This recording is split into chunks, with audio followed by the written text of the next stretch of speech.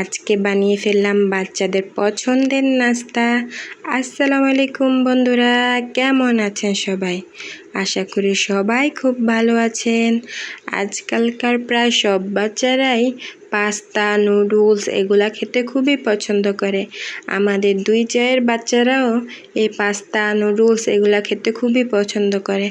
আজকে তাই বাচ্চাদের মন রক্ষা করতেই বানিয়ে ফেললাম ওদের জন্য পাস্তা। ঘরে কোনো সবজি ছিল না, তাই কোনো সবজি ইউজ করতে পারিনি। তা না হলে আমরা সবসময় চেষ্টা করি বাচ্চাদের খাবারে কোনো না কোনো সবজি রাখতে। এই উছিলায় তাদের সবজি খাওয়া হয়ে যায়। এমনিতে তো বাচ্চারা কোনো সবজিই খেতে চায় না, এগুলোতে দিলে তারা খুব পছন্দ করে খেয়ে ফেলে। অনেকেই সন্ধ্যা হলে বাইরের নাস্তা খেতে পছন্দ করে। আমি বলবো যাদের ঘরে বাচ্চা আছে তারা অবশ্যই বাচ্চাদেরকে ঘরের নাস্তায় অভ্যস্ত করবেন, কেননা বাচ্চাদের শরীর খারাপ হয় বাইরের খাবার খেলে।